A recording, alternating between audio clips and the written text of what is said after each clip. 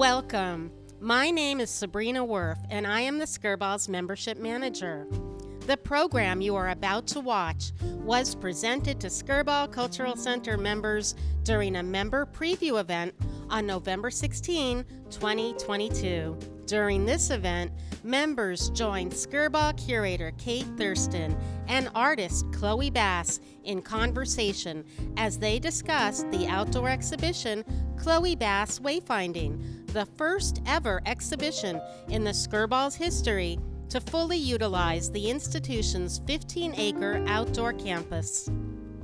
We invite you now to join us virtually for this experience. First, I want to acknowledge our gratitude to the donors whose philanthropy supported Chloë Bass Wayfinding and our other fall 2022 exhibitions, Fabric of a Nation, American Quilt Stories, and Together for Good, Karen Tab, and the Quilting Corner. Don't miss the video on our YouTube channel which talks about these exhibitions. The Skirball community would not be complete without our members and donors. We thank each supporter for their generosity, commitment, and active involvement. Our members help support the Skirball's commitment to upholding timeless Jewish values by helping us present cultural experiences that celebrate discovery and hope, foster human connections, and call upon us to help build a more just society.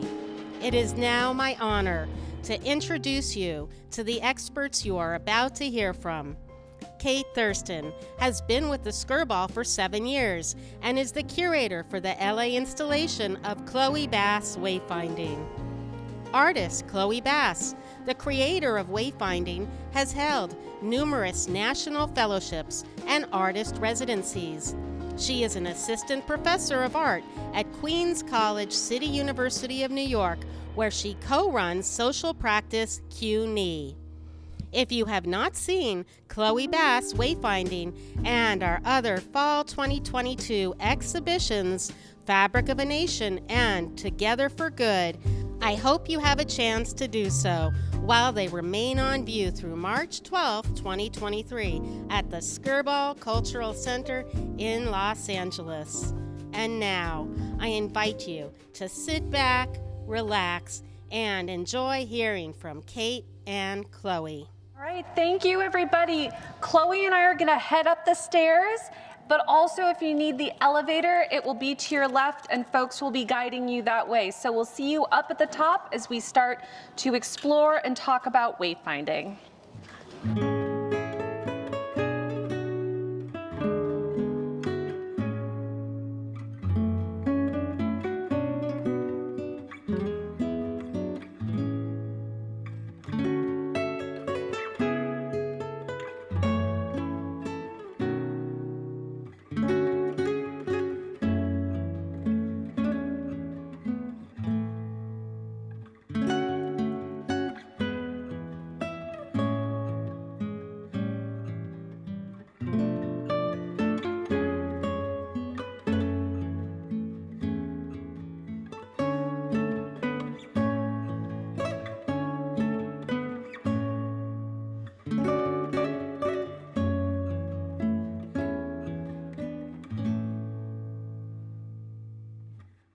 Welcome everyone. I think we've got all our folks off the elevator and we've got everyone gathered here.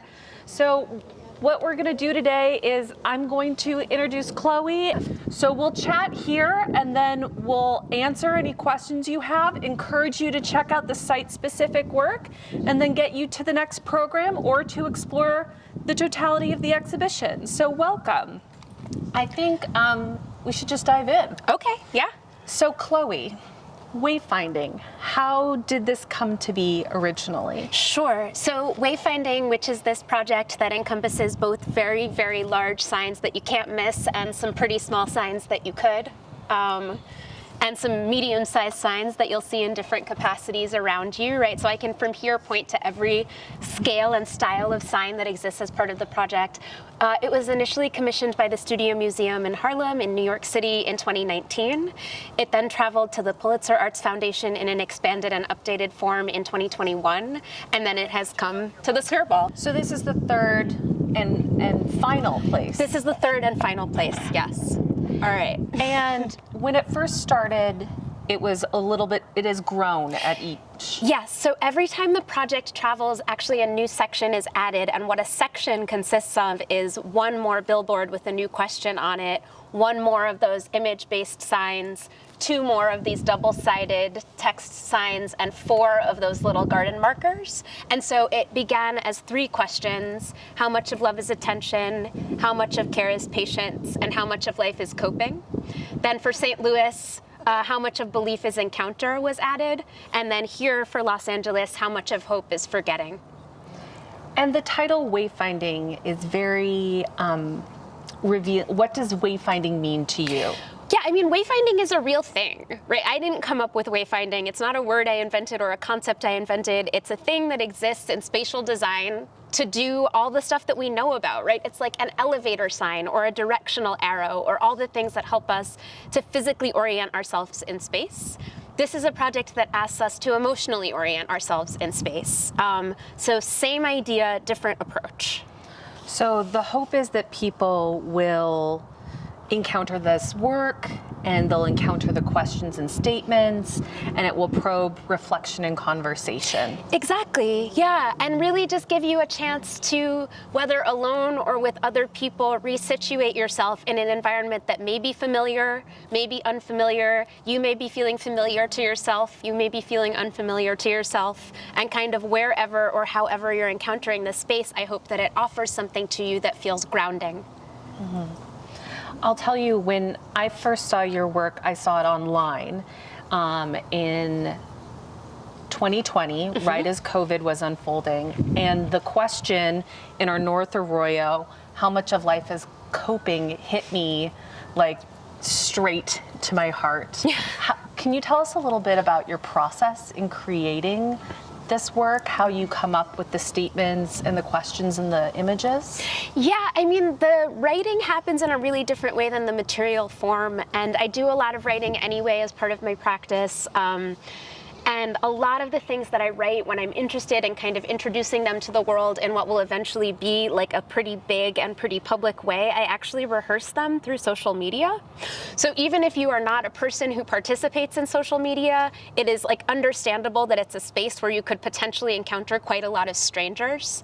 So if I want to have a rehearsal of how a public will encounter a statement, Instagram is a great place to put it first, right? And I don't say what I'm doing.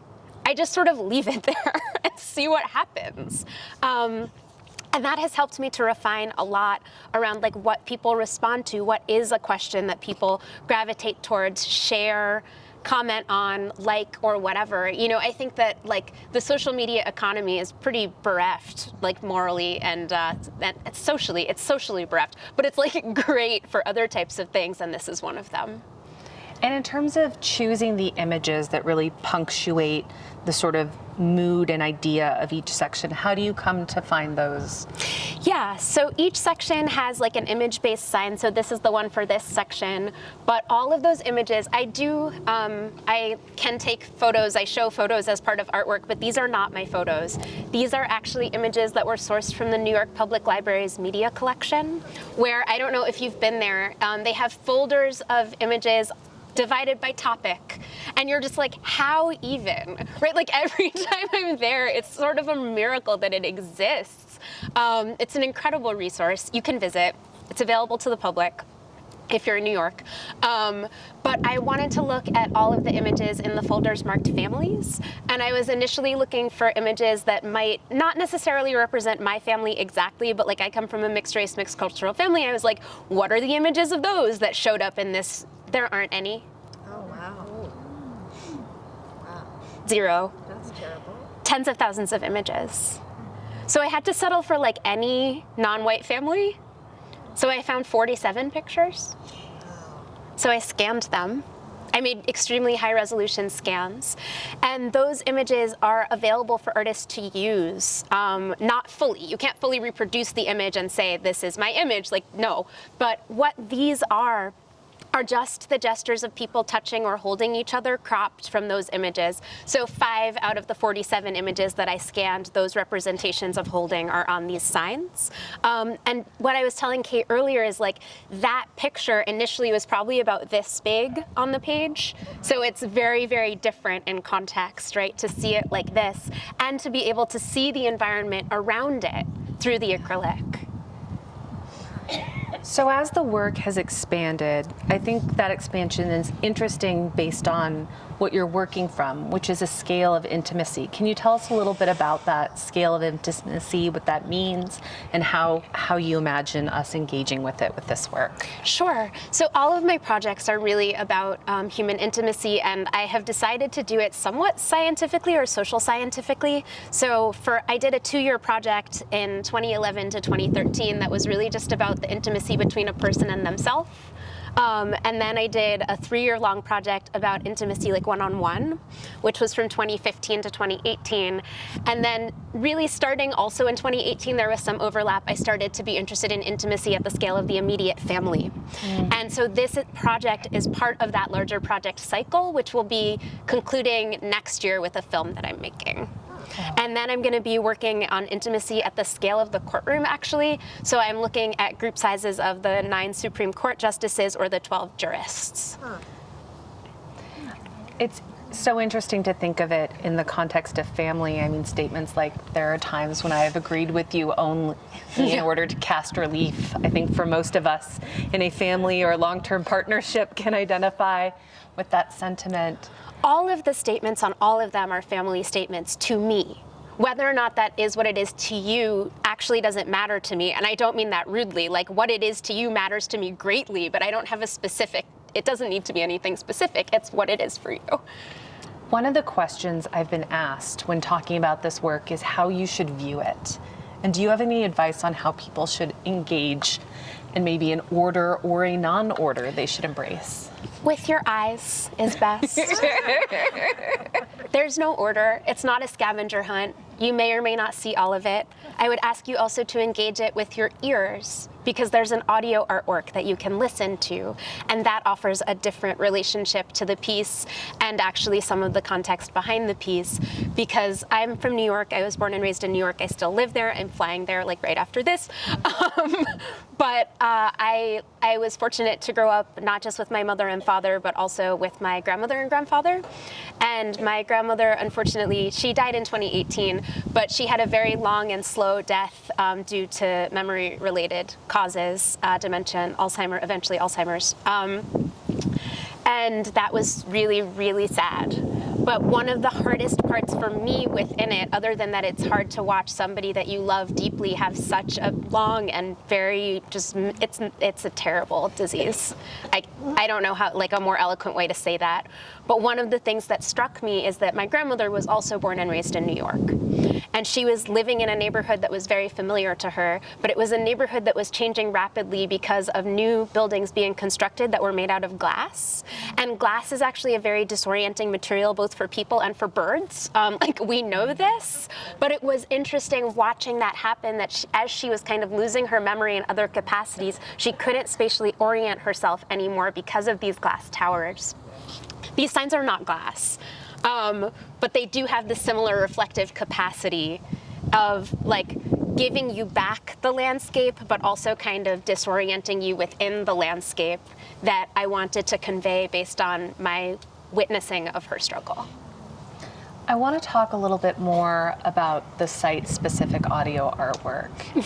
And it is a complementary but distinct part of the project. Yes. So it's something you can listen to or not listen to. Yes. And when you made the site-specific audio artwork for Los Angeles, what ideas were you interested in exploring? Yeah, so some of the components of the audio artwork remain not exactly the same, but some of them are actually exactly the same, but a lot of them are similar across location. So each time the show travels, there is a new audio artwork that is produced, and certain things like the framing of the different elements of landscape architecture that go into actual wayfinding, right, anchor each section of the audio artwork. That doesn't change because it doesn't change. It's a real thing. And each of those sort of anchor points of architectural landscape design is also linked with a dominant symptom of memory loss. That doesn't change either, although it grows. Each time I introduce more principles of landscape design and more symptoms of Alzheimer's disease that are linked. But one of the things that changes is kind of like, what am I interested in the landscape around me? What do I find most compelling in terms of like a larger, maybe cultural disorientation or challenge? And here, I think it's inarguable that one of the most pressing issues is water, right? Water use and restriction. And that, I think, is guiding a lot of the ways that people can and cannot use the land around them, and what it will mean for people in the short and long term to actually continue to live here. And so a lot of that research went into the audio artwork for this version. One of the things that has struck me about this body of work is how personal it is, and with how much care you deal with difficult subjects, but it's also really funny. Like, there is a humor that permeates this work, and I think there's something very Jewish about that too when thinking about humor and loss. Yeah. Can you tell me a little bit more about the sort of more humorous statements in the work and how they kind of balance or don't balance or punctuate some of the more probing questions? Yeah, I mean, I think that is sort of like essential to the way that I grew up. It's like tragic and sarcastic at the same time, and you're just sort of like using a joke in order to live, because so much of life has been oriented towards a certain type of survival. Yeah. And if you won't laugh, you'll cry, right? So like, I'm a very serious person, unfortunately. I don't know what to do about that. But I like a joke, and I like moments of rhythmic shift. And a laugh is a different rhythm than a somber note in the voice, if you think about it musically. And it is just true that I can't help wanting to make people laugh as part of a way of getting people to pay attention to something that is actually so much more serious and painful. Yeah. If you just make people feel full of pain, they walk away, like, 'cause that sucks. I don't like feeling bad. Maybe you do. That's on you. So the work is here through February, and we're really excited because along with the body of work here at the Skirball, you have another project in Los Angeles. I do, yes, which is currently part of another project, but will soon be the full other project. I've been working with the California African American Museum in partnership with Art and Practice, which is in Leimert Park. California African American Museum is an exposition park, but their building isn't open right now because of all the construction that's happening there. So we're working with Art and Practice, whose space is open, to present both an indoor series of works that's been on view since September, and then another new outdoor public sculpture for Los Angeles that will remain here, moving to Exposition Park as soon as those grounds are reopened. And we're really excited because we'll be doing a program in January of 2023 to talk about the work, the two exhibitions, Yes. the relationships between our two culturally and ethnically specific museums, the overlap with these two projects, Yes. and public art. And this is your first sort of monumental public art project. It is, yeah. What in the past, what sort of projects have you taken on? And can you tell us a little bit more about what mediums you've worked in? Sure. I mean, legitimately, in preparation for this, what I had taken on was nothing that seemed relevant. But what I was always doing was working in service of and in the interest of publics. And I was doing that through more ephemeral means. I am a person who actually is not trained in the visual arts. I'm trained in theater and in music. And I like objects, but I don't know how to make them, but I know how to see things in the world. I know how to look at things. I like looking at things. I know what kinds of things exist and kind of what they do and how they guide us and how they sometimes control us. And that is an interest for me. So I come from a theater and performance background, and I was doing a bunch of writing as well. And as I transitioned into making more sort of fine arts, visual arts, museum and gallery-based projects, that initially happened through performance. Those performances generated not so much documentation of the performances, but like other ways of making a memory or making a mark that could be shown in an exhibition. As I mentioned, I also have a photography background, so a lot of projects with photos that I shot, coupled with texts, a lot of kind of more workshop-based artworks, a wide variety of things that were something between experience and teaching tools. Right. And you know, it turns out like if you can make a pretty bad drawing in Adobe Illustrator software, you can do anything. It's just really hard translating from something that you built in your computer, you know, to something that exists in the world. And I do that with the help of very talented fabricators. I love an expert. Yeah, working with fabricators is such a joy. Yeah. And I think it was one of the really challenging and exciting things about this project was we, in commissioning a site-specific section, we're asking an exact replica of that work, right, to be created here in Los Angeles. So there was a really technical component of it that is unseen, but now you know about, just down this walkway. I also wanted to talk a little bit about your practice as a professor, right? Yeah. You run a social... I do. I run a social practice initiative at the City University of New York. It's called Social Practice CUNY. Social practice is just art that involves people, right? It's public art, it's community art, but it's also like art that is using a form of encounter as its primary mode of making. And that initiative that I run with Gregory Chalette, who's my colleague at CUNY, you know, it is, yes, a teaching program, but also it is basically like a way of linking people who are working at the intersection of art and social justice throughout the City University of New York system, which I don't know if you're familiar with it. It has 25 campuses, and like we don't know each other. People are not given the grounds to meet each other in the way that you might hope. So we got a really big grant to just kind of allow people to be supported to know each other for 3 years. We also run a curricular program out of the Queens College campus. It's a graduate program. So in the last couple of minutes of our time together, I wanted to, first of all, is there anything that you wish I had asked you that you want to emphasize or share with the group? I think what's important to understand about this project is that it really is about whatever you're bringing to it in the day that you're having. So that's fine. And like if that's what you feel like, you're doing it right. So if you need any encouragement, that's the encouragement that I have for you. I think that is a perfect note to end on. I can say, speaking personally and professionally, it's been such a privilege to work on this. It's been great working with you too. Well, now we will go to the site-specific work. We'll have our mics off, so you know you can come up and ask us questions. And we're just so grateful that you came to the Skirball today, that you're here to engage with the work and with Chloe. And I thank you all so much for your time. So thank you. Thank you so much for coming. It's great to be with you.